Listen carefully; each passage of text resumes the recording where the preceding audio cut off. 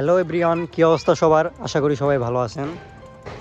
তো আজকে আমি জিপিএক্সের ইঞ্জিন সম্পর্কে কিছু বলবো আর কি।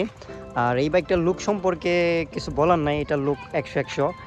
আর এটার ইঞ্জিন পারফরমেন্স বলতে গেলে অনেকে আমরা মনে করি যে এই বাইকটার ইঞ্জিন কি না কি হবে, চায়না গাড়ি বা আমাদের ম্যাক্সিমাম তো আমাদের বাংলাদেশে যে ইন্ডিয়ান এবং ইন্দোনেশিয়ান এর বাইরে যে কয়টা বাইক হয় সবই চায়না মনে করে বাংলাদেশ। আসলে এটা চায়না না, এটা হলো থাইল্যান্ডের একটা বাইক। তো আমি আপনাদের যদি দেখাই বাইকের ইঞ্জিনের ভিতর, আচ্ছা ইঞ্জিনের কাভারে এখানে দেওয়া আছে জিপিএক্স থাইল্যান্ড। অনেকে আবার বলে করে জিপিএক্স চায়না, বাট এটা জিপিএক্স চায়না না, এটা হলো জিপিএক্স থাইল্যান্ড। আচ্ছা, এবার আমি এই বাইকটার ইঞ্জিন ক্যাপাসিটি নিয়ে বলি। এটা হলো 4 স্টকের হাইপার 4 বাল্বের একটা ইঞ্জিন। এটার ম্যাক্সিমাম পাওয়ার ইউজ করা হয়েছে 19.7 বিএসপি, 1000 আরপিএম। আচ্ছা, এরপরে আমরা আসি এটার যে ম্যাক্সিমাম টর্ক। তো টর্ক ইউজ করা হয়েছে 18 নিউটন মিটার আর 8000 আরপিএম।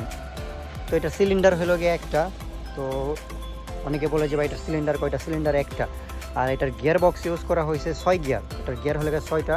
আর কুলিং সিস্টেম হলো গিয়ে আপনার লিকুইড কুলেড, আর ফুয়েল সিস্টেম এফআই। তো এরপরে আপনার আর অনেক কিছু আছে, বাট আমার এতটা জানা নাই। যতটুকু আমি জানি আমার আইডিয়া থেকে আমি বলছি। তো আপনারা চাইলে এই বাইকটা নিতে পারেন। আসলে এই বাইকটার লুক সম্পর্কে আর কিছু বলার নাই, আর ইঞ্জিন সম্পর্কে তো বললামই। তো এরপরে যদি কারো কোনো কিছু জানার থাকে ইঞ্জিন সম্পর্কে, অবশ্যই কমেন্ট বক্সে বলবেন যে এটার ইঞ্জিন। আমি আশা করি মানে খুব তাড়াতাড়ি এটা নিয়ে একটা ফিডব্যাক রিভিউ দিব। তো ধন্যবাদ সবাইকে। আর সাবস্ক্রাইব করে রাখবেন, বেল আইকন বাটন অন করে রাখবেন, যাতে করে আমি ভিডিও আপলোড দিলে সবার আগে আপনার কাছে পৌঁছে যায়। ধন্যবাদ সবাইকে।